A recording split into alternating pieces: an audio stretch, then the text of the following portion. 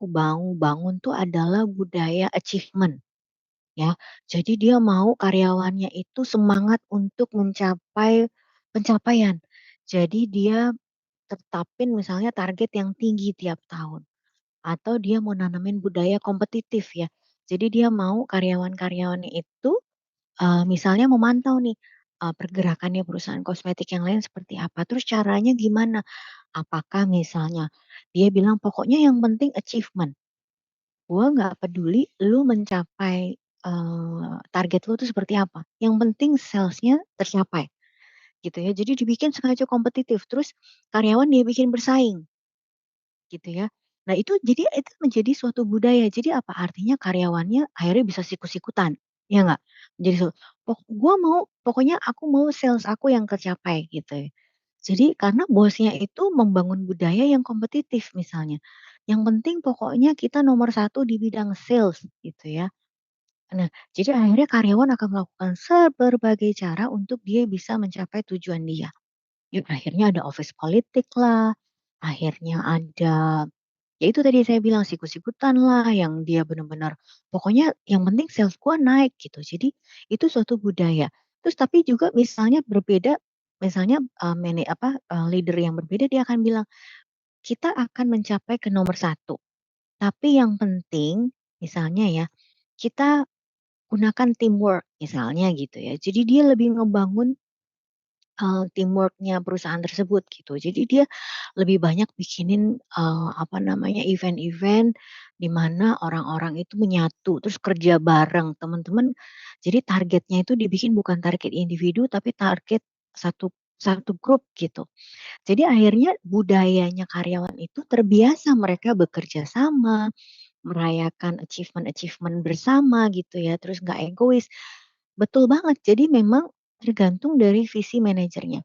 Saya mau kasih contoh lagi, baru-baru ini, leadership di kantor saya, itu mengeluarkan satu konsep budaya yang namanya high impact culture ya, high impact culture.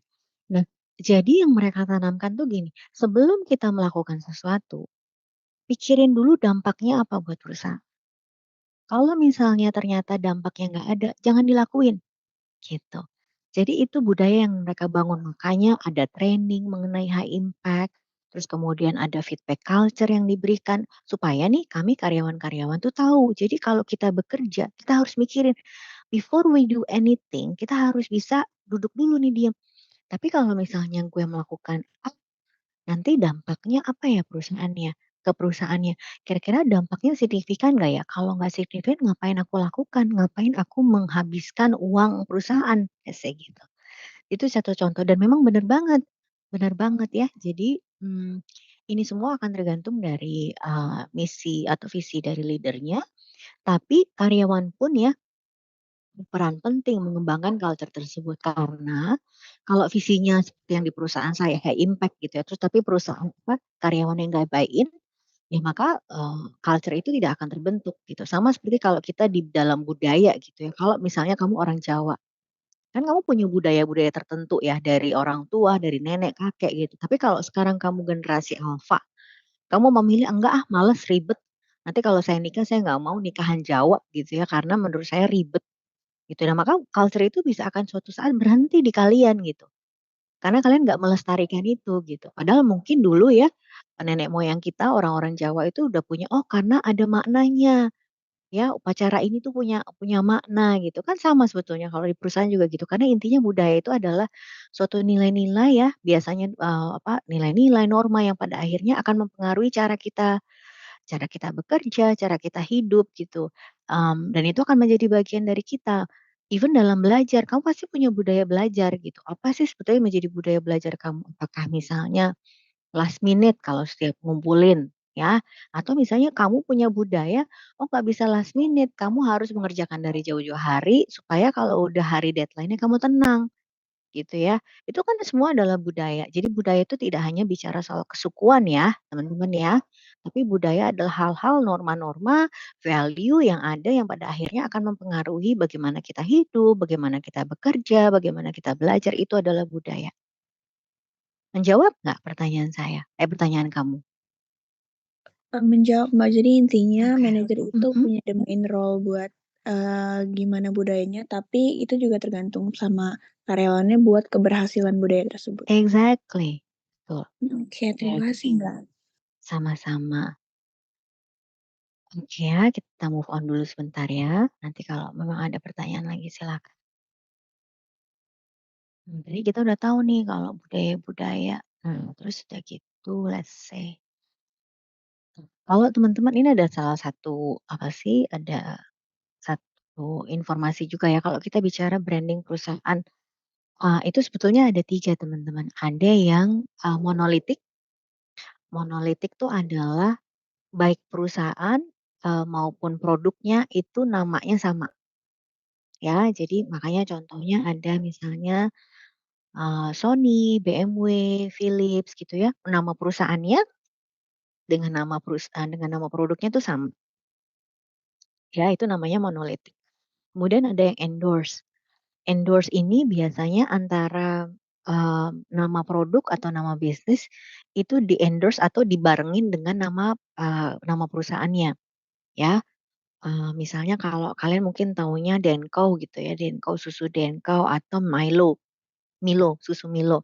Tapi kan di logo Milo itu kemudian tetap ada Nestlé-nya kan, jadi orang tahu, oh ini produknya Nestlé misalnya seperti itu. Tapi ada juga yang betul-betul nama perusahaan dengan nama produk gitu ya, dengan nama produknya itu totally different. Ya misalnya kayak contohnya tuh yang paling gampang tuh, Unilever loh ya. Unilever, apa namanya, produknya tapi kan banyak ya, ada Dove, ada apa segala macam gitu dan nggak selalu nggak selalu langsung kelihatan, oh ini produknya Unilever gitu kan, kita bahkan suka nggak tahu gitu ya, kecuali kalau kalian memperhatikan di kemasan di-produce by Unilever Indonesia misalnya gitu ya. Jadi ini sebetulnya hanya sebagai gambaran aja. Ah, kenapa ini saya tampilkan, karena gini teman-teman, kalau salah satu tugasnya corporate communications, itu adalah memastikan konsistensi dari brand. Ya, jadi, kalau misalnya dalam kasus kalian kerja di perusahaan yang, misalnya nama produknya, itu berbeda dengan nama perusahaannya, kita betul-betul harus memastikan bahwa, itu tuh tetap align dengan, corporate branding-nya gitu. Jadi jangan sampai, setiap branding produk itu dia gerak sendiri-sendiri gitu ya, jadi tetap harus ada align. Memang ada kalanya mereka bisa bergerak sendiri misalnya marketingnya, tapi salah satu tugas Korkom adalah memastikan agar alignment itu ada, agar, supaya, apa namanya, suaranya, visinya, kemudian, nilai-nilai yang ditampilkan itu tetap sama. Jangan sampai tiba-tiba brand produk bikin sesuatu kegiatan gitu ya, tapi sama sekali nggak sesuai dengan value yang dianut oleh corporate-nya. Rata-rata kayak gitu, ya. Itu hanya sebagai informasi tambahan aja. Nah, sekarang kan tadi di judul depannya aja kan, corporate branding identity gitu ya. Nah, kira-kira teman-teman bisa ngebedain nggak apa sih bedanya antara corporate identity dengan branding? Karena kita tahu ya kalau identitas gitu ya, ya identitas perusahaan tuh apa? Ya ini identitas perusahaan, logonya misalnya gitu ya. Terus kalau bedanya apa dengan branding? Kita diskusi yuk, kira-kira kalau menurut kalian bedanya antara identity dan corporate branding itu apa? Saya mau berpendapat, Mbak. Silakan Adinda. Mungkin kalau corporate identity itu emang suatu hal yang kita tunjukin, maksudnya, pure kelihatan di kitanya, tapi dan nggak try hard buat orang ngelihat gimana-gimana ya. Tapi kalau corporate branding itu adalah suatu hal yang perusahaan usahakan untuk dapat dilihat sebagai image yang mereka harapkan, gitu. Mhm mhm, very good, thank you Oke. Adinda. Ada lagi yang lain?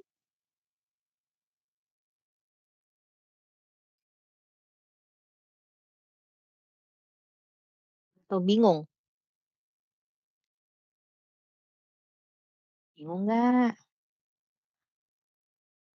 Apa sih bedanya corporate identity? Tadi menurut saya apa yang Adinda, eee, apa, nyatakan ya dalam pendapatnya itu udah benar banget ya. Karena gini sebenarnya teman-teman, antara corporate identity, corporate branding itu sebuah konsep kan ya, konsep gitu ya.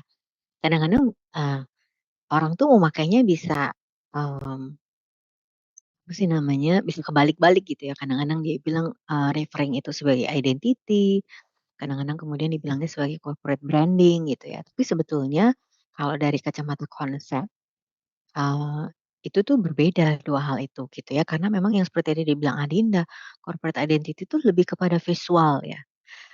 Visual kita nggak cuma bicara mata ya, tapi lebih ke aspek sensori gitu ya, yang, secara panca indera kita tuh kita bisa lihat, kita bisa cium, bisa dengar gitu ya, mengenai apa, yang ada hubungannya dengan si, image dari perusahaan tersebut gitu. Makanya kemudian turunannya adalah misalnya logo, ya, terus ada juga corporate color, ya nggak, perhatiin nggak? Perusahaan Gojek, apa warna corporate color-nya? Hijau, ya. Terus kita juga bisa lihat kadang-kadang tipografinya, oh font-nya diatur, kalau font-nya kami bahkan kalau Merck itu punya font Merck loh. Jadi, dan nanti saya kasih contoh ya, font Merck itu kayak apa. Jadi kalau misalnya ini slide saya ubah di laptop saya itu bahkan Merck itu udah punya font nih kalau diganti. Jadi grundel-grundel gini nih punya, itu tipografi itu ada maknanya gitu ya. Terus kemudian apalagi, mmm, simbol, slogan gitu ya yang bisa dibaca sama orang gitu ya. Terus ada imagery gitu, ada sosok, ada apalah itu sebetulnya identitas dari perusahaan tersebut gitu ya. Jadi memang tujuannya dari corporate identity adalah menciptakan, representasi visual yang unik ya, yang mudah dikenali dari sebuah perusahaan gitu ya. Saya sama seperti kalian, identitas kalian apa? Ya, oh, kalian punya nama, ya nggak? Nama itu kan sebetulnya adalah representasi supaya orang tahu, oh ngebedain kalian dari yang lain tuh gimana, makanya identitas itu bicara nama, kemudian bicara cara kalian berpakaian. Ya, ada orang saya pernah 2 kelas sebelumnya kalau nggak salah, ada yang kalau datang ke kelas saya selalu pakai baju warna hitam, kakak kelas kalian. Jadi dia ingin menciptakan identitas ya, identitas pribadinya dia. Nah, terus kemudian, tapi tentunya nggak sekedar visual aja, tapi visual itu dipilih sedemikian rupa memang kalau corporate identity itu mencerminkan, value-nya dia, misinya dia, budayanya dia, gitu ya. Nah, kalau kita bicara corporate branding teman-teman, itu sebetulnya konsep yang lebih luas lagi. Karena tidak cuma visual elemen aja gitu ya, tapi bagaimana semua elemen dalam perusahaan itu bisa, menciptakan hubungan emosional, hubungan psikologis gitu ya, hubungan, eksperimental di antara, customer stakeholder-nya gitu ya, yang pada kaitan yang apa sih yang membuat dia berpikir tentang perusahaan tersebut gitu. Jadi, tidak hanya dia sekedar melihat, tapi dia juga punya perasaan tertentu terhadap perusahaan tersebut. Makanya membangun corporate identity dengan membangun corporate branding itu jauh lebih susah membangun corporate branding.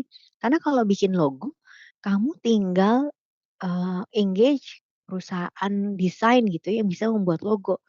Tapi kalau bagaimana membuat logo itu dikenal dan dicintai masyarakat, itu that's a different thing gitu. Jadi upayanya jauh lebih luas karena apa ya, bicara hubungan emosional, secara psikologis orang tahu ya, orang percaya kayak tadi kalau kamu naik, airline Garuda dengan kamu naik airline low cost misalnya, itu kan, banyak sekali apa namanya, asosiasi yang kita punya di kepala kita kan balik lagi, gitu. Terus kemudian, makanya dalam corporate branding tuh aktivitasnya luas, ada brand positioning ya, kita messaging kita membuat pesannya gimana, cara kita berceritanya gitu ya, kita bicara soal, bagaimana menciptakan apa namanya, supaya customer itu bisa happy gitu. Terus kita bicara soal pengelolaan reputasi gitu, itu namanya membangun branding. Jadi banyak banget faktornya ya kalau kita bicara strong brand, itu memberikan guidance, memberikan, trust gitu ya, memberikan apa tadi, added value gitu. Nah, itu ngebangunnya nggak overnight, nggak dalam sehari, tetapi memang sesuatu yang harus secara serius ditangani, supaya branding-nya itu bisa pada akhirnya bisa jadi kuat gitu, ya. Oke. Kemudian ada lagi pertanyaan? Cukup clear nggak? Cukup, Mbak. Mmm, ada yang bisa cerita apa sih brand yang dekat dengan kalian? Terus kenapa kalian punya attachment terhadap brand tersebut? Ada yang mau sharing? Mungkin kalian lihat di meja kalian dulu atau mungkin kalian lihat laptop kalian atau mungkin kalian kanan kiri di kamar kalian ada apa ya? Brand apa ya yang dekat dengan saya ya? Ada yang mau sharing?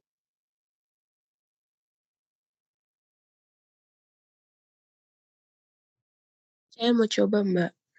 Silahkan ya. Yang paling dekat ke saya itu sebenarnya Le Mineral, Hmm, yang paling sering yang saya gunakan kenapa? juga korban dari iklannya sih, Mbak. Mereka tuh membranding Oke, di iklannya itu cukup bagus karena, eee, yang bisa kita lihat itu mereka tuh bilangnya apa ya, langsung dari pegunungan lah, habis itu seger, ada manis-manisnya, semua segala macam. Jadi saya makan iklan gitu ya kan, Mbak. heeh, Nah, jadi untuk sampai sekarang, itu saya udah lumayan pakai, udah lumayan lama deh. Saya ganti dari Aqua ke Le Mineral, sampai saya di kos juga makai Le Mineral, dan saya oke, ngerasa itu paling dekat ke saya karena setiap hari saya, eee, minum, saya juga bawa ke mana-mana untuk brand tersebut, Le Mineral itu. Itu sih, oke. Mbak. Jadi kalau di kantin pasti kamu milihnya lemon mineral ya? Iya, bener. Heeh. Jadi exposure pertama yang diberikan oleh si Mayora, kamu tahu nggak kalau dia diproduksi oleh Mayora? Nama Nggak perusahaannya tahu Mayor. Nggak tahu? nggak tahu, Mbak. Iya. Nah, itu dia. Jadi itu salah satu brand yang tadi apa tuh? Bukan yang attach ya, yang dia tuh artinya yang ini nih, yang branded ya. Jadi dia cuma naruh Le Mineral gitu ya. Tapi orang belum tentu tahu nama perusahaannya Mayora. Nanti kalau kamu mau cari kerja di Mayora, coba di Google ada nggak lowongan komunikasinya. Ya, nah jadi mereka mengekspos nih orang PR-PR-nya, orang marketingnya gitu ya, mengekspos oh dengan iklan dia menjual nilainya Le Mineral gitu dibandingkan dengan kompetitor. Misalnya dia dari air dia kualitasnya air pegunungan, dia rasanya gimana, oh ibu hamil minum gitu ya, anak-anak minum, oh baru-baru ini dia juga menunjukkan apa namanya, galonnya yang sekali pakai dibuang gitu ya, I don't know why but, dia banyak menampilkan cara dan kamu adalah salah satu target stakeholder-nya dan kamu kena gitu dan kebetulan memang kamu merasa cocok dengan airnya, dengan produk yang mereka tawarkan. Akhirnya kamu menjadi customer yang loyal deh gitu. Ya, thank you for sharing Bea. Ada lagi yang mau cerita? Brand apa sih yang ada di sekitar kamu, yang dekat dengan kamu? Yuk, Saya mau mungkin coba bawa sharing, Mbak. oh boleh dong. Sorry sorry nggak kelihatan. Siapa ini? Oh ya Noval, silakan. Naufal, Mbak. Ya, Mm-mm, mm-mm. saya mau sharing satu brand eh, beverage yang saya cukup cukup attach ya. Itu Mm-mm. ini, Mbak, Point Coffee-nya Indomaret. Oke, tos dulu dong. Gitu. Oke, terus terus. Iya, Mbak. Jadi kan dulu saya ada di apa di masa di mana saya itu kan eh, ya, minum kopi tiap hari. Gitu. Ada Mm, masa di mana saya tuh paling nggak kalau nggak tiap hari berapa 2 hari sekali lah gitu. Harus kena kopi kan. Nah, kan saya udah nyoba kayak Janji Jiwa, Kopi Kenangan, Starbucks, you name it lah gitu udah nyobain semua. Terus saya lama-lama mikir kayak ini lama-lama kalau saya beli ini terus tiap hari kayaknya bosen deh gitu. Apalagi kan mungkin di beberapa kayak Kopi Kenangan, terus Kopi Janji Jiwa tuh kan variannya agak terbatas ya gitu. Jadi saya akhirnya scroll-scroll Twitter, nemu satu postingan eh rekomendasiin dong menu point coffee yang enak gitu. Nah, akhirnya saya mm, lihat, oh ternyata ada gitu yang namanya point coffee kan. mhm. Akhirnya saya ngide tuh, saya scroll scroll scroll nemu satu yang kayaknya menunya enak gitu. Kopi dicampur maca. Waktu itu. Oke. Gitu kan. Akhirnya saya ke point coffee waktu itu nemu. Nah, kan tagline mereka kan point coffee always on point ya. Terus setiap Aha. masuk ke dalam situ. Nah, ternyata pas saya pesan minumannya dan lain-lain tuh pas saya minum oh iya juga ya, damn gitu, on point juga gitu. Ya, Oke, lumayan gitu. alright. Aha. Ya, dan walaupun saya waktu hari itu nggak mau kopi, misal mau yang lain, mereka banyak banget varian non kopinya gitu.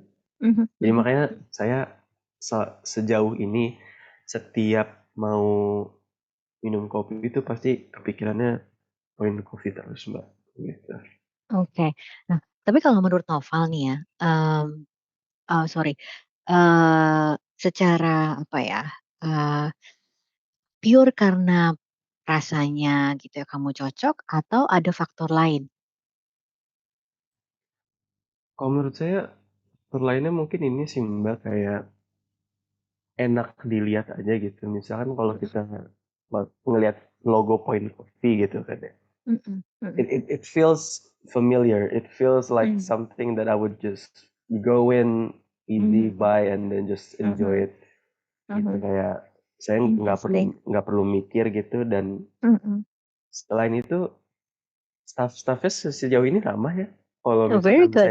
Good point. saya nanya gitu kayak, Mbak ini tuh rasanya gimana sih, atau Mas ini tuh apa sih gitu. Mhm Very interactive, very sopan mhm. aja gitu. Betul betul. And I think I like that side of Point Coffee, I think. That's good and actually, karena dia itu kan biasanya nyatu dengan Indomaret ya. Sebetulnya mungkin, it's quite convenient ya. Maksudnya harusnya sih saya nggak tahu apakah Noval di dekat rumahnya ada Point Coffee, tapi that's one of the point juga kan. Maksudnya, the access to the coffee is quite easy, right? Iya, iya, iya. Usually. Ya tapi kalau kalian bayangkan ya, Noval itu, eee, banyak sekali faktor yang membuat akhirnya si Point Coffee itu melekat di Noval. Tapi kamu tahu nggak dia, sebetulnya nama perusahaannya apa? Nggak ngeh ya? Oke, wah ya. Enggak. Ya, jadi saya pun nggak ngeh, makanya tadi saya buru-buru Google. Jadi ternyata itu tuh nama perusahaannya adalah PT Indomarko Prismatama, ya. Jadi tapi dia anak perusahaannya Indomaret, Noval, ya. Jadi we learn something new every day lah. Jadi apparently the company behind it adalah PT Indomarko Prismatama.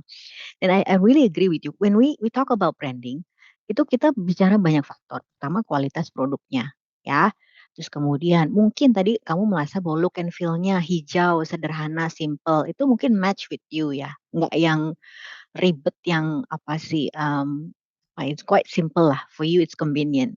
Terus kemudian, kalau kita bicara dari sisi strategi marketing ya, mungkin kita bicara lokasi, dan tadi yang penting banget menurut saya itu adalah how they train their employees, ya barista-barista mereka dan I agree with you ya, saya nggak pernah sih ketemu dengan penjual di Point Cafe yang nggak ramah gitu. Artinya itu kan adalah suatu budaya yang memang ditanamkan oleh si Indomarko Prismatama ini. Gitu ya. Jadi kamu harus melayaninya, misalnya harus mengakomodir semua pertanyaan gitu ya. Terus kemudian caranya harus baik. Terus kemudian dari sisi marketing ya kita bicara ya. Dari sisi membership-nya ya, kalau udah ngumpulin poin 10 kamu dapat satu gratis gitu ya kalau kamu pakai aplikasi. So all of that. Jadi, apa namanya, kerjasama tuh kalau membangun branding itu bukan tugas Korpam sendiri. Jadi orang sales harus ikutan, orang marketing harus ikutan, HR-nya harus ikutan, karena yakin tuh saya, semua baristanya di Point Coffee pasti akan di-train dulu kan sebelum mereka bekerja. Jadi ada training-training tertentu how to behave, gimana mereka berpakaian, bagaimana cara mereka mencuci peralatan di Point Coffee, ya nggak? Kan kalau mereka kelihatannya jorok, terus gimana caranya, mereka membangun outletnya gitu ya, kebersihannya, macam-macam lah, banyak banget faktornya. Makanya seperti saya bilang, kalau bicara membangun branding itu luas banget dan itu kita nggak bisa kerja sendirian sebagai anak humas. Thank you for sharing Naufal. Masih ada waktu lagi, ada yang mau bercerita? Ada nggak? Kayak Would you like to Mbak, oh, Mbak, silakan silakan. since Nova membahas tentang kopi, saya jadi ingat kalau punya brand kopi favorit yang Mhm kayak lumayan saya bela-belain dimanapun dia ada, saya kayak akan ke sana yaitu Tuku. Karena buat saya tuh kopi itu lumayan cocok-cocokan dan kayak brand kopi kenangan atau janji jiwa yang sangat gampang kita temuin tuh kurang cocok di saya karena bikin badan nggak enak, perutnya mmm, sakit dan lain-lainnya. Terus, mhm since saya nemuin Tuku itu menurut saya rasanya enak dan nggak terlalu strong buat perut saya, jadi masih bisa mhm diminum setiap hari walaupun, mhm better not. mhm Dan Tuku itu sendiri, walaupun tempatnya jauh, justru karena tempatnya jauh tuh orang masih banyak yang ke sana gitu, ngerti nggak sih? Jadi kayak walaupun dia mhm, jauh tapi tuh, customer bela-belain gitu ya? iya, customer-nya tuh kayak menurut saya lumayan Oh loyal ya, karena teman saya yang suka Tuku pun juga kayak gitu, kayak, "Oh, ada tuku," gitu. Apalagi dia kan Heeh, jarang ditemuin kan, jadi sekali ditemuin tuh kayak orang nggak akan nolak gitu buat yang suka. oke Dan buat, oke. servisnya juga emang menurut saya bagus banget, ramah banget, Mmm, sampai di titik kayak, mhm, ini ramah banget sampai bingung jawabnya gimana karena ramah banget. oke Dan oke baik sampai kayak dikasih tester in others gitu. oke oke, It's a that's good nice. experience sih buat Oh, tetap that's good. Good point.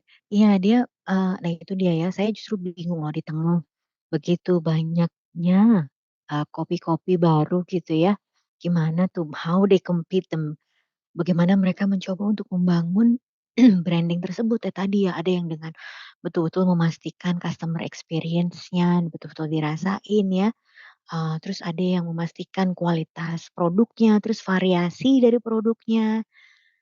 Saya lupa kopi apa gitu yang tiba-tiba dia, apa, kukinya tuh enak banget gitu ya, yang kayaknya, balik lagi ya kita bicara soal variasi produk.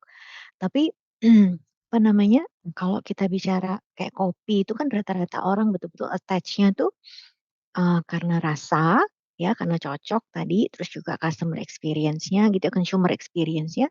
Ada nggak yang satu lagi bisa share, produk apa sih sebetulnya yang nggak mereka minum ya, atau nggak mereka makan, tapi kok menimbulkan kesan buat mereka? Ada satu lagi nggak yang bisa sharing buat saya? Ayo, Saya boleh cerita Irgi. gak? Boleh dong. Ayo Irgi, Tapi silakan. experience-nya Mhm. gagal, Mbak. Maksudnya Oh, nggak sesuai sure. ekspektasi. Heeh heeh, nggak apa-apa. Gimana Mbak, gimana? Kenapa gagal? kalau Mbak tahu nugget Candler tahu yang di TikTok, ya, Heeh heeh, yang ada totol-totol itu ya, yang dimakan sama ya, Nicholas Saputra? itu kan brandingnya kuat daya dari Nicholas Saputra sampai influencer pada dibayar lah sama dia istilahnya gitu kan. Mhm. Dia membrandingkan nugget yang premium dan ada inovasi crunchy-crunchy. Tapi pas saya coba nggak enak, Mbak, jujur-jujuran. Sama ya mahal sih relatif ya, tapi dari segi rasa nggak enak. Jadi itu kayak customer experience-nya berubah gitu. Eee, Mhm. ya dan itu mama saya yang beli alias dia kena kena Makan. branding-nya. Iya, kemakan branding-nya. Itu cara dia memperbaiki atau fix it gitu gimana tuh, Mbak? Wah, itu menarik ya. Saya nggak tahu apakah, memang itu bisa dikatakan suatu kegagalan. Kenapa? Soalnya saya nggak punya data sales-nya mereka, Gi. Jadi aku nggak tahu tuh apakah secara keseluruhan nih, di Jakarta lah misalnya gitu ya, lebih banyak orang yang kayak Eki yang nggak suka, atau ternyata ada orang yang suka. Jadi saya nggak punya datanya, saya nggak bisa cerita apakah itu menjadi suatu kegagalan yang kemudian harus di-fix gitu ya. Karena that's the thing about consumer goods, kita bicara selera, ya apalagi kalau bicara enak atau tidak, itu suka relatif gitu ya. Ada yang orang secara kolektif gitu ya, memang, aduh apalah saya nggak mau ngomongin satu produk yang ternyata fail banget gitu. Nah maka otomatis pasti produk tersebut nggak bakalan lama ya kan? Karena memang secara umum orang udah bilang, "Oh produk itu nggak enak, that's it." Makanya banyak banget produk yang pada akhirnya dihentikan ya, nggak jadi diproduksi. Tapi mungkin nanti kita coba cek tuh, gimana sih sales-nya, saya nggak tahu sih Kassler apa tadi, namanya ya? Dia tuh Candler pertama ya, Mbak. Kassler itu produsennya siapa? Mungkin kita cek dia, kira-kira sampai hari ini dia masih ngejual apa enggak? Kalau ternyata masih ngejual dalam periode waktu tertentu, artinya masih berhasil di market, gitu. Jadi, that's your individual perception of the brand karena kamu merasa bahwa rasanya nggak cocok. Tapi apakah berarti bahwa brandingnya fail? Belum tentu, karena kita nggak tahu, kita nggak punya datanya nih, apakah memang produk tersebut nggak laku, ya? Apakah memang perusahaan merugi memproduksi itu? Apalagi mereka udah bayar si Nicholas Saputra mahal-mahal ya, udah nge-engage, Iya. si tiktoker banyak banget gitu. Nah gitu, jadi kalau mau lihat bagaimana memperbaiki reputasinya, ya susah ya kalau udah bicara, misalnya nih let's say, ternyata memang, mereka secara finansial nggak laku gitu ya, artinya perusahaan rugi. Terus gimana memperbaikinya? Ya udah, nggak ada cara lain kecuali coba produk baru gitu ya, coba memproduksi produk baru karena kalau kalau masyarakat udah bilang itu nggak enak, ya udah mau gimana lagi, gitu. Paham maksud saya ya? Jadi saya tidak dalam posisi bisa sebagai communication gitu ya, kita nggak bisa memutuskan apakah branding perusahaan tersebut gagal atau tidak tanpa data. ya. Karena pada akhirnya yang membuktikan adalah data. Datanya gimana? Apakah memang, apa namanya, produk tersebut dibilang gagal atau tidak, siapa tahu ternyata karena kita kan tiap manusia itu kan punya, apa ya, daya kecap rasa yang beda-beda kan dan ada orang yang bilang rawon itu enak, ada yang bilang rawon itu nggak enak, ada yang bilang soto ayam ini enak, ada yang ya sudahlah kayak model saya nggak akan bisa ngebedain, oh soto ayam ini enak banget atau soto ayam yang A, yang ini yang lebih enak karena buat saya soto ayam is soto ayam gitu ya, either it's edible atau it's not eatable gitu ya. Jadi taste bud saya, rasa di lidah saya itu tidak bisa spesifik menyatakan bahwa enak atau tidak. Pasti misalnya kayak produk nugget. Saya juga nggak akan bisa, nilai ini produk nugget ini enak banget atau nggak enak gitu ya, bener-bener ya udah pokoknya bisa dimakan gitu. Nah jadi balik lagi kalau tadi pertanyaan Igri, kalau memang as an individual don't think that one brand apa ya, itu works without, it doesn't mean that the product fails gitu. Kamu harus bisa lihat secara keseluruhan gimana nih nanti, apakah memang produk nanti tiba-tiba udah nggak ada lagi di pasarannya, itu artinya memang ternyata it doesn't work gitu dan mereka sudah berupaya semaksimal mungkin si siapa, Nicholas Saputra yang saya yakin pasti mahal banget gitu ya dan ternyata tidak works. Oke, ada lagi yang mau bertanya? Seru juga ya ternyata ya. Ada lagi yang mau sharing nggak? Branding Saya apa mau sih? tanya, mengenai tadi canceler itu berarti Hmm, kan berarti nggak bisa dibilang kalau branding canceler itu gagal kan, karena mhm, itu balik lagi ke rasa yang sangat amat subjektif bagi orang-orang. mmm, mhm. Kira-kira apalagi yang bikin branding itu gagal selain mungkin rasa yang menjadi salah satu hal yang nggak bisa kita, eee, klaim kayak, "Oh ini fix gagal," gitu. Interesting. Mungkin untuk menjawab itu, yuk kita coba pikirin sama-sama brand apa yang menurut kita tuh fail banget gitu. Ada nggak ya? Ada nggak ya dalam kehidupan sehari-hari yang Kalau rokok itu gimana?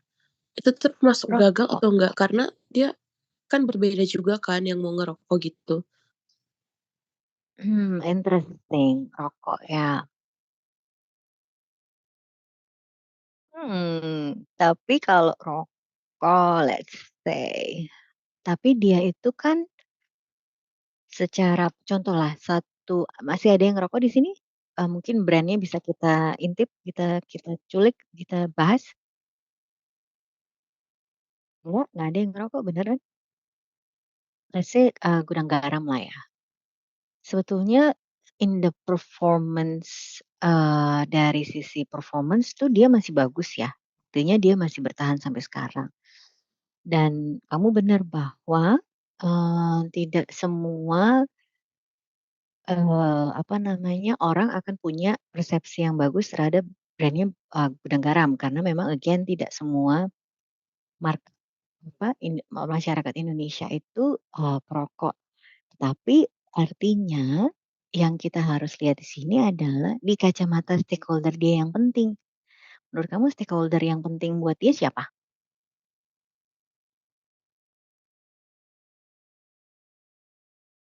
Siapa coba? Stakeholder-nya yang penting buat perusahaan Rokok, rokok Mbak. itu siapa? Perokok, exactly, gitu. Jadi buat mereka, kita-kita ini yang nggak merokok, itu nggak penting. Yang mereka sasar itu ya perokok, gitu. Jadi apakah kita bisa bilang branding-nya gagal? I don't think so, kalau memang mereka menyasarnya pada perokok. Kalau mereka secara umum gitu ya, kalau saya to be honest, saya buat saya sampai pada satu titik saya nggak bakalan juga mau bekerja di perusahaan rokok gitu ya, karena itu bicara value yang saya miliki gitu ya. I don't like, saya nggak sama sekali nggak suka bau asap rokok. Itu yang membuat saya memilih gitu ya untuk kalau kerja pun kalau ada tawaran di perusahaan rokok saya nggak akan ambil. Karena buat saya itu prinsip. Ya, saya nggak akan bisa bekerja, di perusahaan yang memproduksi sesuatu yang saya nggak suka gitu, betul-betul nggak suka dan saya nggak bisa tolerate. Nah, tapi artinya kan saya bukan sasarannya mereka gitu. Makanya kenapa perusahaan-perusahaan rokok itu adalah mengambil hatinya dengan cara apa? Mereka tuh mendukung misalnya sebuah konser, ya nggak? Kemudian apalagi, kegiatan olahraga, Karena mereka ingin paling tidak menetralkan orang-orang yang nggak suka sama mereka, gitu. Tapi apakah branding mereka gagal? Enggak lah, karena menurut saya sasaran utama mereka adalah perokok. Dan selama sales mereka bagus, artinya branding mereka berhasil buat para perokok itu, Bea, gitu. Tadi balik lagi ke pertanyaan Adinda, kalau gitu branding yang gagal itu faktornya apa? Banyak banget sih sebetulnya ya. Kan, eee, coba kita lihat lagi contoh. Menurut kalian branding yang gagal tuh siapa ya? Hmm,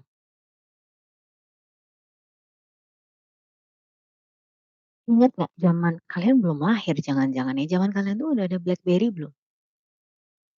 Udah ada, Mbak. Ada Mbak. Handphone ya? Sekarang masih ada nggak BlackBerry? Udah. Nah, itu contoh yang bagus ya. Kalian bayangin ada masanya si BlackBerry ini hits kan, semua orang punya, semua orang pakai BBM. Ingat kalian kalian termasuk yang pakai BBM nggak? Karena anak saya nggak soalnya. Sempat, Mbak. Oke Mbak. Sempet deh, oke. Nah, tapi, kemudian, apa ya, ada masanya mereka itu kan nomor satu ya, di Indonesia lah contohnya, karena saya nggak punya datanya di luar negeri kayak apa. Tapi di Indonesia mereka tuh nomor satu dominating. Jadi kalau orang, eee, apa namanya, mau berkomunikasi mereka kan pakai BBM itu. Ya mereka akan minta PIN BBM ya. Tapi kemudian, muncullah aplikasi yang namanya WhatsApp ya, WhatsApp itu muncul. Nah itu kemudian BlackBerry itu was not able to compete. Jadi mereka tidak berhasil, mereka kalah. Mereka kalah bersaing dengan handphone yang basisnya Android dan iOS, si iPhone itu dan, Android lah ya. So pada akhirnya kita bisa melihat bahwa si BlackBerry yang dulu jaya akhirnya jadi kalah gitu. Itu faktornya kira-kira apa? Menurut saya simply karena mereka nggak bisa bersaing. Jadi mereka nggak bisa, karena pesaingnya jauh lebih cepat membuat inovasi gitu ya. Sehingga pada akhirnya mungkin juga bukan cuma dari sisi inovasinya, tapi dari sisi agresinya mereka, aggressiveness-nya mereka untuk berpromosi gitu ya, bahwa, "Oh ini tuh bagus," gitu. Misalnya, dengan, misalnya dengan, Android jauh lebih cepat misalnya gitu ya, atau dengan iOS. Banyak faktor sih sebetulnya, tapi menurut saya salah satu failure-nya mereka tuh adalah dari sisi competitiveness, gitu. Makanya upaya branding mereka juga jadi akhirnya fail. Seperti ini bisa dipahami Adinda? Bisa, Mbak. Jadi itu ngaruh juga, dengan cara mereka maintain branding Yes, mereka ya. exactly. Dan gimana mereka sebagai perusahaan berinovasi gitu ya, terus gimana mereka jangan jauh-jauh deh kayak Kodak, Fujifilm ya, kan sekarang mereka harus betul-betul mati-matian tuh memastikan bahwa, kualitas kamera mereka misalnya karena sekarang handphonenya udah canggih banget gitu. Jadi, kalau mereka masih mau mempertahankan market mereka, mereka harus berinovasi sedemikian rupa. Itu makanya kita bilang branding itu sesuatu yang nggak cuma sesederhana, "Yuk ganti logo," enggak gitu. Menurut saya salah satu contoh yang agak lucu juga itu adalah, saya nggak ngerti ya, again ini bukan untuk menjelekkan, tapi lebih bicara dari kacamata branding ya, karena isu yang kemarin boykot-boykot itu, kalian menyadari nggak Pizza Hut ganti logo, ganti nama nama perusahaan, ganti nama restoran? Sadar, Mbak. Heeh, namanya apa sekarang? Restorente ya? Restorente atau apa Fits gitu. Rote gitu deh pokoknya. Ya, Mbak, hampir mirip-mirip deh. Ya, tapi menurut kalian ngaruh nggak dengan decision orang untuk makan di situ gitu? Menurut saya sih agak aneh ya itu ya, but anyway. Menurut saya enggak. Menurut saya pribadi enggak. As Ya ya one kalau yang boykot Pizza Hut. iya kan? Nah Iya. makanya justru itu maksud saya, why bother untuk spending time untuk ganti atributnya gitu ya, logonya, kemudian nama perusahaannya, if we know bahwa behind it adalah Pizza Hut gitu. I think they're wasting their money aja sih. But again, I'm sorry, I'm not the expert dan I don't know ya, siapa tahu ada dari keluarga kalian yang kerja di Pizza Hut. But with all due respect ya, dengan segala saya hormat sebagai orang komunikasi, saya cuma bisa mengamati bahwa yang mereka lakukan tuh sia-sia gitu. Karena balik lagi tidak menjawab isu yang sebenarnya terjadi gitu ya, kalaupun mereka hanya sekedar ganti logo atau ganti nama perusahaan. Anyway, saya cuma punya waktu 14 menit lagi ya teman-teman ya, nanti izin saya nggak tahu kalian, waktu itu kan kalian pernah cerita bahwa kalian udah dapat personal branding ya? Iya, Mbak. Iya, Mbak. Udah? Yang Sorry, yang kalian dapetin building brand. Oh, building brand, tapi kan waktu itu tugasnya adalah membangun personal branding ya? Iya. Kalau itu yang kamu dapat apa sih? Gimana sih kamu membangun personal branding, Gi? Kita bikin konten planning gitu, Mbak. Habis itu kita buat laporannya gitu. Hari ini buat Tapi apa? maksud saya yang kamu ceritakan mengenai diri kamu tuh apa? Oh, kita disuruh kebebasan sama Mbak Kila, kamu bikin brandingan kamu mau jadi apa di TikTok. Kalau ada yang jadi food vlogger, ada yang jadi Oh. vlogger, ada yang jadi kalau saya gaming gitu-gitu, Mbak. Oh, oke. Jadi itu adalah personal branding kamu ya? Iya. Nah, kalau boleh, sekarang nih saya mau ngambil 10 menit terakhir ya, untuk bercerita. Tadi kan kamu belajar soal, branding perusahaan, ya. Tapi sebetulnya secara nggak langsung itu kamu bisa terapin, eee, itu ada kaitannya dengan kamu sebagai individu, gitu ya. Kalau tadi kita belajar branding itu pentingnya apa sih buat perusahaan, ya. Kalau misalnya perusahaan itu punya punya corporate identity, punya corporate branding, ya.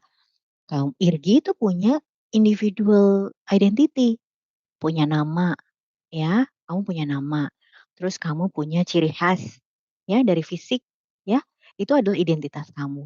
Tapi sebetulnya branding kamu tuh apa? Ya tadi kamu cerita, "Kalau saya lebih ke gamer, Mbak." Oke, that's fine gitu ya. Nah, tapi nanti yang saya mau ajarin di sini adalah gimana kamu membangun personal brand kamu tuh untuk keperluan nanti nih, kan beberapa tahun lagi kamu kan kerja kan, ya. Kita kan semua pinginnya habis kuliah dapat pekerjaan yang baik kan. Nah, sebetulnya kalau saya sih, saya akan, mau sharing sedikit nih, gimana sebetulnya kamu memulai membangun personal brand kamu untuk persiapan nanti kamu karir, kamu kerja, gitu. Karena, sebetulnya aside from branding kamu sebagai individu, kamu juga harus bisa mikirin nanti kamu di dunia kerja itu mau dikenal sebagai orang yang gimana. Apakah kamu mau dikenal sebagai, misalnya orang yang, selalu datangnya telat ya, yang nggak pernah, eee, apa, ngumpulin tugas-tugas sesuai dengan deadline, atau sebaliknya, kamu mau mem-branding kamu sebagai orang yang betul-betul akan punctual. Reliable, ya saya mau dianggap sebagai, orang yang reliable, Mbak, gitu. Karena sebagai orang yang sudah punya tim ya di kantor, saya bisa sampaikan nih bahwa tim yang reliable itu adalah nomor satu buat saya. Kalau misalnya dunia kerja mereka udah bilang, "Oke, Mbak, saya akan kerjakan nanti minggu ini hari Jumat saya kasih ke Mbak," kata dia gitu ya misalnya. Terus ternyata sampai hari Jumat saya nggak denger apa-apa nih dari dia. Dia nggak ngasih tahu kenapa, terus tiba-tiba dia nggak ke kantor, dia ngilang, dia nggak mengupdate, terus kan saya jadi panik dong. Kenapa? Karena pekerjaan saya harus selesai hari Jumat gitu. Sementara dia udah bilang bahwa dia akan, apa namanya, akan sampai ke saya hari Jumat, itu contohnya. Jadi kalian udah harus bisa mikirin juga nih nanti kalau kalian kerja, kalian mau membangun personal branding kalian tuh seperti apa ya. Nah sebetulnya intinya gini sih, saya cuma mau bilang pastikan dari sekarang kalian itu menginvestasi waktu kalian, tenaga kalian, uang kalian untuk ngebangun ini mindsetnya, ya, mindsetnya kalian. Jadi nanti kalau kalian kerja tuh kalian udah jadi orang-orang yang siap, yang punya branding pribadi yang bagus gitu, dan orang yang brandingnya bagus, percayalah sama saya ya, kalau Tuhan kehendaki pastinya Tuhan kehendaki. Kalau Tuhan kehendaki itu insya Allah pasti akan lebih mudah jalannya, gitu. Nah, bicara apa? Karena gini loh teman-teman, kalau kita bicara pekerjaan ya, pekerjaan itu kan adalah short term ya. Oh, saya mau kerja di let's say saya mau kerja di perusahaan IT, saya mau kerja di kemarin ada yang bilang mau kerja di Google karena kantornya bagus. Tapi sebetulnya jangka panjang kalian karirnya tuh mau ngapain gitu. Kalian mau ngebangun apa? Kalian nggak cuma lihat 1, 2 tahun ke depan, tapi in the future kamu mau melihat kalian tuh sebagai apa? Misalnya gini, "Oh dalam 10 tahun gue pengen jadi CEO Mbak di perusahaan gua sendiri." That's good gitu ya. Itu artinya, apa namanya, kalian punya visi ke depannya karirnya mau ngebangun seperti apa. Oh ya, yes, thank you ya. Terus gimana sih caranya bisa, eee, membangun personal branding-nya dalam konteks kalian mau kerja nanti nih, gitu. Yang pertama, sebetulnya kalian harus punya misi ya. Mungkin, saya yakin juga waktu kalian ngambil jurusan humas vokasi, kalian juga udah punya misi. Kenapa kamu mau ngambil humas vokasi gitu ya, kamu pasti udah punya misi, "Gue punya nih, gue pengen memang, minat saya di bidang komunikasi, makanya saya ingin menjadi humas," misalnya gitu ya. Misi kalian tuh apa? Itu yang pertama. Kemudian kalian juga udah harus tahu nih, sekarang kalian udah di tingkat udah semester 2 ya, sebetulnya kekuatan kalian tuh adanya di mana gitu. Mmm, Kekuatan diri kalian tuh adanya di mana. Terus kemudian, yang ketiga yang penting adalah kalian tuh harus bisa peka, pikir positif gitu ya. Terus yang keempat kalian harus punya target, punya agenda belajar. Itu cara kalian ngebangun personal branding untuk nanti persiapan kalian kerja. Kalau yang tadi pertama apa? Membangun misi gitu ya. Sekarang gimana sih Mbak membangun misi? Sekarang kamu lihat dulu nih, sebenarnya yang penting buat kamu tuh apa sih? Apakah family? Apakah, apa namanya, oh saya yang penting buat saya itu adalah saya bisa mencapai tujuan-tujuan finansial saya gitu Mbak. Saya mau menjadi orang yang secara finansial mandiri, tidak tergantung pada orang tua lagi, nggak ngandelin kiriman dari orang tua misalnya gitu. Terus kemudian itu tadi kan misi ya, sebenarnya apa yang penting buat kamu sebagai individu. Terus kemudian, tadi lagi kalau misalnya kita bilang memaksimalkan kekuatan Vidi, apa sih sebetulnya your strength, what is your strength gitu, apa yang kamu lakukan yang akan bisa pada akhirnya membuat kalian bangga, gitu. Terus kemudian, sekarang nih kalian posisinya ada di mana? Apakah kalian merasa nyaman akan diri kalian sendiri atau enggak gitu? Atau misalnya, apa namanya, kalian nih saat ini, kayak baru dalam fase untuk eksplorasi banyak hal gitu. Nah, saya nggak tahu jawabannya, tapi, saya akan selalu bilang ke anak-anak saya yang seumuran kalian, kalian harus bisa mengeksplorasi kekuatan kalian ada di mana, gitu. Itu nanti akan menentukan, eee, misi kalian ke depan tuh apa, karir yang kalian mau bangun tuh apa, tuh. Jangan bilang bahwa, "Saya belum tahu Mbak." Wah, jangan, justru harus dari sekarang, eee, mulai berpikir supaya apa, kalian tahu tujuan kalian tuh mau apa. Gitu ya, kalau kalian tahu tujuannya nanti kalian akan punya agenda belajarnya gitu. Oke, untuk bisa misalnya saya mau menjadi CEO perusahaan saya sendiri dalam 10 tahun mendatang, Mbak. Artinya apa? Kalian harus bisa turunin nanti, oh berarti, paling tidak misalnya, kalau pas saya lulus saya harus sudah bisa membangun sudah harus bisa bekerja di perusahaan, dengan apa misalnya, dengan industri yang memang, sejalan dengan apa yang saya mau bangun misalnya gitu ya. Kalian targetnya adalah membangun perusahaan, let's say perusahaan gaming gitu ya.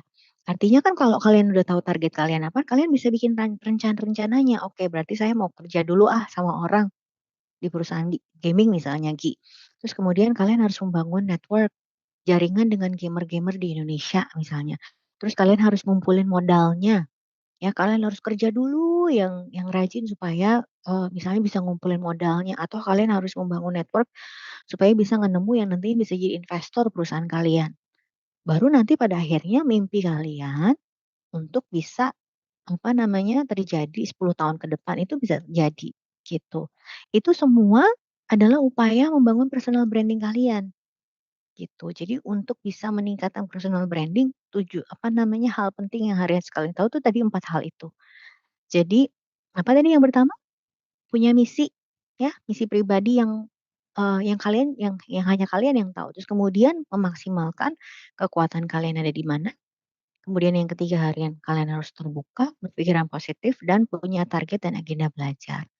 Itu kalau kalian mau menerapkan personal branding dalam kehidupan kalian. Karena bukan cuma perusahaan yang butuh, ya, bukan cuma perusahaan yang butuh, tapi kita secara pribadi itu pun membutuhkan personal branding. Kamu mau dikenal sebagai siapa di mata stakeholder kamu, gitu. Nah, makanya yang tadi saya bilang kalau memperkuat, corporate branding mah kita bicara soal produk, ya kita bicara soal inovasi, gimana dia bisa bersaing dengan kompetitornya, gimana dia bisa membangun karyawannya gitu. Tapi kalau bicara personal branding, balik lagi ke kamu, gimana kamu bisa membangun misinya, memaksimalkan kekuatan, bisa terbuka, berpikir positif, dan punya target dan agenda belajar. Karena belajar itu nggak cuma hal-hal yang kamu pelajari di kampus, tapi juga dalam kehidupan. Apakah ada training gratis yang bisa kamu cari, ya, dan nggak semuanya harus ada uangnya kok, gitu ya. Ada investasi kamu lihat YouTube, waktunya instead of lihat YouTube-YouTube yang receh-receh misalnya, kamu mau ngambil pelatihan-pelatihan gitu ya di LinkedIn, itu banyak banget sebetulnya generasi kalian tuh beruntung banget. Belajar bahasa pun nggak harus les loh. Sekarang ya kan semuanya ada secara internet ya. Tiba-tiba anak saya ngomong bahasa Jepang gitu ya, tahu dari mana Nak? Ya belajar di internet gitu ya. Jadi itu sekarang akses buat kalian belajar tuh banyak banget gitu dan nggak ada alasan sebetulnya buat kalian nggak belajar. Jadi itu sedikit ya, sedikit pesan tambahan dari saya karena kita lagi ngomongin branding gitu ya. Mudah-mudahan bermanfaat juga buat kalian. Ah, oke, sedikit ada yang mau bertanya lagi sebelum kita tutup kelasnya?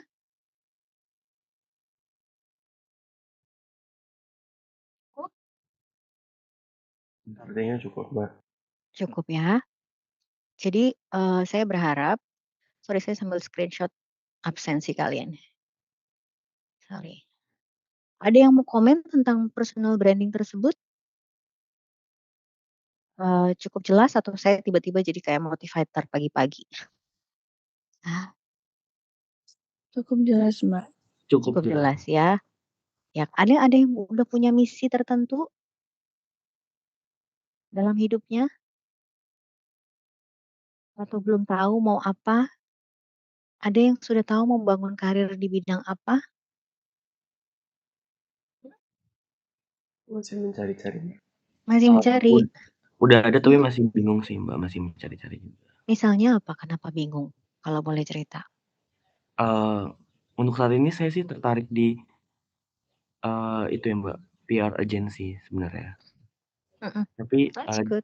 iya, tapi juga setelah dapat pelajaran dari Mbak Melisa, saya juga lumayan tertarik dengan corporate gitu, Mbak. Jadi masih mau mencari. Oke, ini saya panggilnya Fernanda atau Rizky ya? Raihan, Mbak, saya. Oh Raihan, sorry sorry, maaf ya Iya. maaf. So sorry Han. Raihan, saya mulainya dari PR agency loh. Karena menurut saya PR agency itu, nggak tahu ya ini pendapat pribadi saya. PR agency itu adalah sekolah PR saya kedua. Kenapa? Karena kalau di PR agency itu kamu masih punya banyak kakak-kakak senior yang bakalan ngajarin kamu full blown. Pasti sebetulnya pekerjaan dari PR itu. Terus kedua, di PR agency itu kamu masih boleh salah. Karena apa? Balik lagi, banyak kakak-kakak yang akan support, banyak tim yang akan bisa saling support. Terus ketiga, kamu terekspos dengan berbagai macam industri yang menjadi klien kamu. Ya, jadi klien saya tuh mulai dari Qantas Airways, perusahaan limbah, terus kemudian perusahaan kemudian saya punya perusahaan FMCG sebagai klien. Jadi saya dapat gambaran awal tuh, nih, oh ternyata industri itu seperti ini gitu ya. Terus kemudian, eee, enaknya di agensi itu adalah banyak banget proses brainstorming karena kan kamu harus mengeluarkan ide-ide buat klien kan. Dan itu so much fun karena apa namanya, kalau kamu masih muda gitu ya, energi kamu akan masih banget banget banyak untuk, bisa melayani request-nya klien gitu ya. Mungkin kerjanya akan, sedikit lebih berat, eee, tetapi you will learn a lot. I tell you, I promise you, you will learn a lot dan itu kayak semua teori yang kita pelajari mmm di kampus tuh bakalan banget misalnya mulai dari media, internal communication, stakeholder communication, terus kamu pasti akan disuruh research, ya pasti sebel tuh pertama-tama disuruhnya research doang di online, cari dong research mengenai topik ini gitu ya. Tapi it will help you to grow again ya karena kalau di agency itu biasanya kamu akan punya, banyak sekali senior yang akan bisa support you. Nanti kalau kamu udah ngerasa nyaman dengan apa yang kamu lakukan Rehan, mmm, then you go to corporate.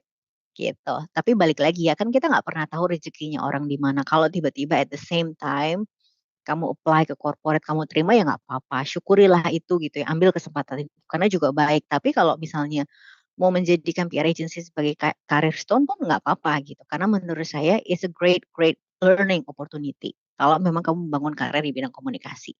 Saya bahkan belajarnya nggak sampai 5 tahun waktu itu ya, untuk bisa convince myself that I am ready to enter the corporate gitu ya. Tapi nggak berarti kemudian kalau di corporate itu, apa namanya, kemudian nggak ada teamwork, no, nggak juga ya, karena kan, set-up-nya bisa beda-beda ya. Kalau kamu masuk di perusahaan besar pasti timnya banyak gitu. Tapi, balik lagi kalau di corporate itu rata-rata orang ekspektasinya akan beda gitu ya, kamu udah betul-betul bisa accountable for your own work, kemudian kamu diharapkan bisa lebih cepat belajar mengenai industrinya gitu ya, kalau misalnya masuk ke corporate di bidang farmasi kayak saya gitu, kamu harus catch up dengan industri kesehatan, aturannya kayak gimana untuk bisa, mengomunikasikan sesuatu, kurang lebih kayak gitu. Jadi banyak banget faktornya. Nah itu tapi it's good kalau paling tidak udah ada gambaran gitu ya, jadi kamu setelah kerja ini mau menyasarnya apa, dan yang tinggal Raihan lakukan adalah untuk jangka panjangnya kamu mau apa, kan nggak mungkin seterusnya atau bahkan jangka panjang kamu adalah saya mau punya PR agency sendiri Mbak, oh that's good, that's great gitu ya, kamu akan mau punya, kamu nggak suka kerja sama orang, kamu mau kerja sendiri, that's good. Tapi balik lagi harus belajar dulu sebelum kamu bisa melayani klien gitu ya, kamu harus bisa belajar sebelum kamu ya maksud saya gini, sebelum kamu bisa melayani klien dengan baik, kamu harus punya experience tertentu kan, itu akan membangun, pola kamu nanti mau belajarnya kayak apa, gitu. Ya so go for it, that's good, at least it's a good good start, ya Raihan ya. Nanti feel free if you want to talk to me, about apa, which PR agencies, kan ada Mas Jojo juga ya he will be your good mentor lah karena dia juga banyak sekali dia punya, imago PR kalau nggak salah ya dan dia juga kamu bisa banyak ngobrol tuh sama dia kalau memang langkah karir awal pertama kamu mau di PR agency. Oke itu dulu ya teman-teman, so sorry I have to run to the office to have a meeting. Jangan lupa bikin catatan pribadi, minggu depan saya tanya-tanya ya di kelas ya. Moga-moga kalian belajar sesuatu hari ini, sampai kita ketemu ya. Terima kasih banyak buat perhatiannya. Oke, Terima terima kasih ya.